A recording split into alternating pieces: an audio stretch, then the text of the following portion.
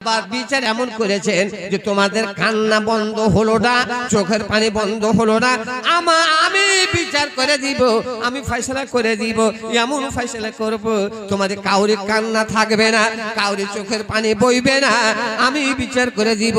ছেলেটাকে আমার কোলে দিয়ে দাও।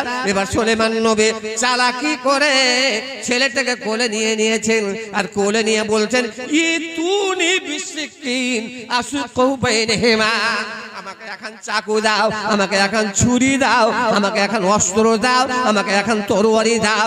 কার ছেলেকে পাখে নিয়ে গেছে? আমার বাবা দেখেননি, আমি দেখিনি, কোন লোকে দেখিনি। আর তোমরা তো সত্যের উপরে পথে নাও, সত্যতে দাঁড়িয়ে নাও, তোমরা সত্য কথা বলবে না। আমাকে এখন চাকু দাও, ছোরা দাও, আমি এই ছেলেটাকে কেটে আমি অর্ধেক করে আধা আধি ভাগ করে দিব। কিন্তু ছেলেটাকে কাটার পূর্বে একটা কথা বলি, ওরে বোন আমার, বড় দিদি আমার, একটা কথা হলো এই ছেলেটাকে কেটে অর্ধেক করে ভাগ করে দিব। কিন্তু আমাকে বলো তোমার মন মতো, তোমার রায় মতো তোমাকে ছেলে কেটে ভাগ করে দেওয়া হবে, বিচার করে দিব। এই ছেলেটাকে পাথলে মনে কাটবো, ওপর ধরে নিবে না নিচে ধরে নিবে, না লম্বা মনে ভাগ করবো, ডান দিক নিবে না বাম দিক নিবে। বড় মেয়েটা বলছে সুলাইমান তোমার বাপের বিচারে আমি পূর্ণ ছেলে পেয়েছিলাম, গোটা ছেলে পেয়েছিলাম, তোমার বিচারে যদি অর্ধেকটা পাই এতে আমার সব হয়ে যাবে। বড় মেয়েটা বলছে তোর বাপের বিচারে গোটা পেয়েছিল, তোর বিচারে যদি আধখানটা পাই ওতে আমার সবুর। মায়ের লোক সবুর জানে তো, মেয়ে ছেলের আকেল কম। কবি আবুল কাসিম বলছে মেয়ে ছেলে বুদ্ধি জ্ঞানে কম মাঝ হতে, তাই কোন মায়া নবী হয়নি জগতে। আদমের বাম পাশে টেনা হাড় হতে, হাওয়াকে পয়দা খোঁজা কোনো জান্নাতে।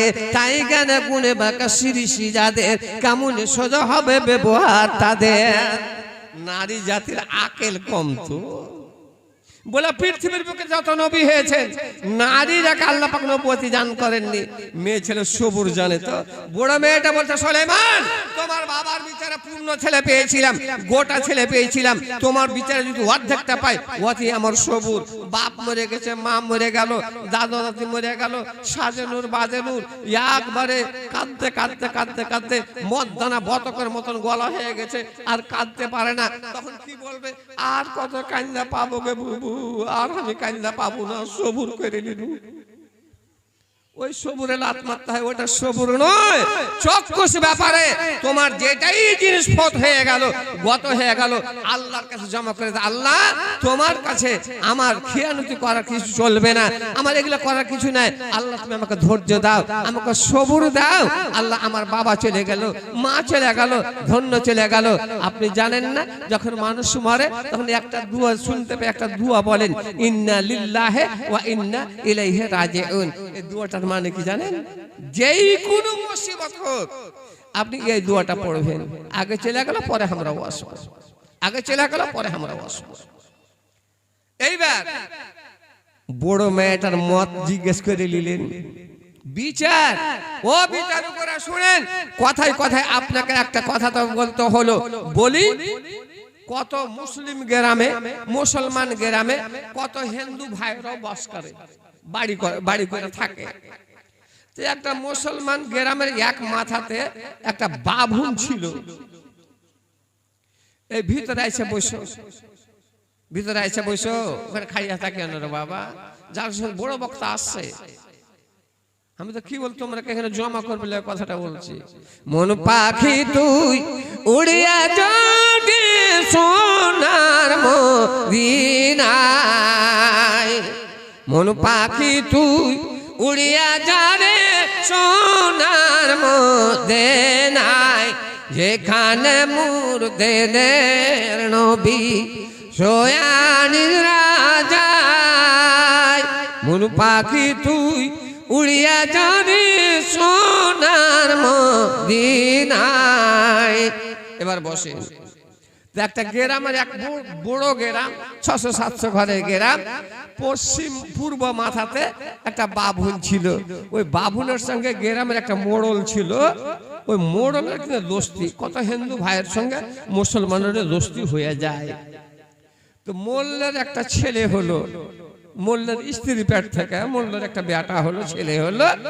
তো ভাগ্য করমে মোল্লানের থানে কিন্তু দুধ নাই, ছেলেটার মার দুধ খেতে পায় না।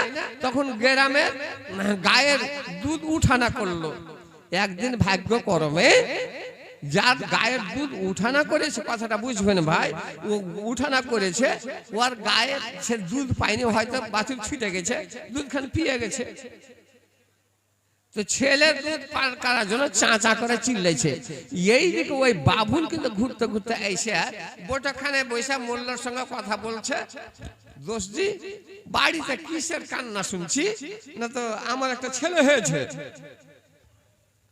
তোমার বেটা হয়েছে তা আমাকে খবর করনি? এইটাই দোস্তি নাকি? কতদিন হলো? না তো মাস পেরিয়ে গেছে। কিসের লেখা কাঁদছে? না তো আমার স্ত্রীর থানে দুধ নাই, তাই দুধ উঠানা করেছিলাম, একটা গায়ে দুধ উঠানা করেছিলাম, আজ কিন্তু দুধ পাইনি, তাই ছেলেটা কাঁদছে দুধ পান করার জন্য। বাবুল এত বড় সুন্দর বিচার করলো, তোবা তোবা তোবা, আমার দোস্তের ছেলে মানে আমারই ছেলে, তো তুমি কার কাছে দুধ উঠানো করতে গেছো? কার গায়ে? আমার বাড়িতে 3টা গাই আছে, যেটা সামলা একটা দুর্বল টাপের গাই, 1.5 কেজি করে দুধ হয়েছে। ওই গাইটা নিয়ে এসো, 4 মাসের জন্য আমি দিয়ে দিলাম, তুমি ওই গাইটা দুহো, ছেলের মা খাবে, ছেলে খাবে, ওটা তো আমার ছেলে। এত দূর ভালাই করলো, কিন্তু এই কমের এই জাতের যে ভালাই করবে উল্টা তার পিছনে বাঁশ দিবে, এটা জানে না। 4 মাসের কথা বলে গাইটা দিয়েছে। এবার বলল আরেকটা তার সঙ্গে, গাই নিয়ে যাবেন দোস্ত, কিন্তু একটা কথা, এ গায়ে রাতে যা লাদবে গোবর খানি কিন্তু আমি দিব না। কেন? না আমার স্ত্রী বাবনি যাবে আর সকালে গোবর খানা নিয়ে চলে আসবে। কারণ হিন্দু ধর্মের মধ্যে ডোলে গোবরকে গুইলে সাহার দিয়া বাড়িকে ঝাড়ু দেয়, লেপে, ওইটাকে পবিত্র মনে করে। তো ওই লেপের লেগে এইবার বাড়ি নিয়ে গেছে মোড়ল। 1 মাস গত হওয়ার পর মনে মনে চিন্তা করতে, আয় আল্লাহ, আমি গাইকে খিলাছি সানি পানি, যাকে যে খাবার খিলাছি, দুধ আমি দিয়ে খাই, আমি পান করে, আমার বিবি খায়, আমার ছেলে মেয়ে খায়, ছেলে খায়, সবাই খায়, সবই আমাকে দিল, কিন্তু ঘোড়াটা এ 5 পয়সার গোবর খানে কে আছে? গোবর খানে নিয়েছে উড়ে, কি আছে গোবরে? চিন্তা করলে গোবর চেক করে দেখো। আল্লাহ বলছেন কোরআন খুলে দেখেন, ইন্নাল্লাহ লা ইউগাইয়িরু মা বিকাউমিন হাত্তা ইউগাইয়িরু মা বিআনফুসিহিম। আল্লাহ বলছেন আমি কোন জাতির, কোন ব্যক্তির, কোন লোকের অবস্থা অতক্ষণ পর্যন্ত পরিবর্তন করি নাই, বদল করি নাই, যখন ওই নিজেকে বদল না হয়। খোদা उसको की हालत का बदले न हो जिसको ख्याल अपने हालत बदलने का। আল্লামা ইকবাল এই আয়াতের তরজমা করেছেন, যখন আমি নিজে পরিবর্তন হইলাম তখন আল্লাহ পাক আমাকে পরিবর্তন করতে বাধ্য হতে হয়।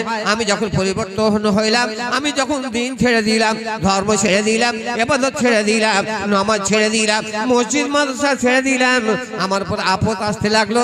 আল্লাহ বলতে এটা তোমার কর্মের দোষে, এটা আমার তরফ থেকে পাঠানো নয়, আমার কোনো দোষ, আমার কোনো দোষ নাই, আমার কোনো ত্রুটি নাই, আমার কোনো ভুল নাই। এবার এ মোড়ল মনে চিন্তা করে গোবর কেন লিয়া যায়, মোল্লা কইছে গোবরকে চেক করে দেয়।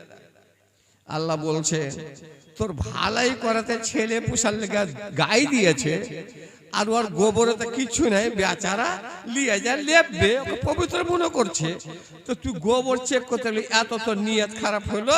তো আল্লাহ বলছেন তোকে আমি জুতা খাওয়িয়ে দিই ভালো করে। সেদিন একটা গোবরে একটা করে লাদ গায়ে, একটা লেগেছে, গিথানকে বলছে রে ওর গায়ের গোবর খানি হটিয়ে থুয়ে দে, ডালি তো করে সাজিয়ে রাখ, আর আমার বাড়ির গরুর গোবর ওর গায়ের পিছনে ফেলে দে। সকালে বাবলি গোবরের শুধু মতলব আছে, গোবর নিয়ে চলে গেছে, গায়ের হোক চা গরুর হোক, আর গোবর শুধু মতলব। এবার নাস্তা পানি করার পরে মোড়ল বলছে চল তো গোবর খানা ধুইয়া দেখি। তুই চাপ আর আমি ওকে গোবরখানা ধুবো। আল্লাহ বলছেন মোড়ল আবুল কাসিম, তোমার যখন নিয়ত বদলে গেল, তোমার অন্তর বদলে গেল, ঈমান বদলে গেল, আল্লাহ বলছেন তোকে আমি বদল করে রেখে দিব। এটা আল্লাহতে বলেছেন ইন্নাল্লাহা লা ইউগাইয়িরু মা বিকাওমিন হাত্তা ইউগাইয়িরু মা বিআনফুসিহিম। এটা আল্লাহ বলেছেন। এইবার ধুতে ধুতে হিলাতে হিলাতে ডালিটা হিলাতে হিলাতে আল্লাহর হুকুম আসলে তার গোবরে সেটা লাদেনি, সেটা ঝাড়া ফিরিনি, আল্লাহ পাক তলে করে দিলেন একটা লাল একটা মতি, এক লাল 7 রাজার ধন, একটা মতি তলে পাওয়া গেল। এবার মোড়ল মনে মনে চিন্তা করে এই জন্য শালা বাবুল আমাকে গোবর দেয় না, এর গায়ে তো মতি লাগছে রে, কত মতি তাহলে ছুটে গেল, এই শালাকে গোবর দিব না, গোবর দিব না। মতি নিয়ে যা কুঠিতে থিয়ে দিয়েছে, কুঠিতে থিয়ে দিয়েছে, মতি যেখানকার সেখানে চলে গেছে, আর কুড়ি ঝাপনি খুলে দেখ না, যেখানকার মতি সেখানে চলে গেছে। বুঝেন বিচার কি জিনিস। এইবার 4 মাস যখন তার পরাদিন গোবর নিতে এলো, এক বাঘ ঝেড়ে দিল, তোকে গোবর কেন দিব, খিলাবো আমি, পিলাবো আমি, আর গোবর তোকে দিব, আর মানে গোবর বেমানি করে নিল। কিছু বলবেন নাকি? এবার ভাই বড় মজার কথা ছিল, ইনশাআল্লাহ সময় সুযোগ হলে বলবো। আরো 2 জন বক্তা আছে, 11টা পর্যন্ত চলবে। আর আমার ভালো আছেন তো? এইবার জাল মসজিদটা বিরাট আলিশান, আল্লাহর ঘর, সবকিছু তৈরি হয়ে গেছে। তো মনে করছেন যে মসজিদ খানটাকে আর একটু এই যা মারার তুমি রিয়াজিল জান্নাতে ফারতাউ। নবী বলছেন যখন তুমি জান্নাতের বাগানে ঘুরবে তখন ফল ফলারি পায়রা খায়ও। সাহাবারা বললেন হুজুর কালু আমার রিয়াজুল জান্নাতাও আমার তা ইয়া রাসূলুল্লাহ। সাহাবারা বললেন হুজুর পৃথিবীর বুকে জান্নাতের বাগান কোথায় পাবো যে ওখানে ফল ফলারি পায়রা খাবো? নবী বলছেন আরে পাগল, জান্নাতের বাগানের মানে হলো মসজিদ, আর ফল ফলের পেড়ে খাওয়ার মানে মসজিদে গিয়ে কোনো দুনিয়াবি কথা বলিও না। সুবহানাল্লাহ, আলহামদুলিল্লাহ, আল্লাহু আকবার, লা ইলাহা ইল্লাল্লাহু ওয়াহদাহু লা শারীকা লাহু লাহুল মুলকু ওয়া লাহুল হামদু। এই জিকির আজকার করা হলো ফল ফলারি খাওয়া।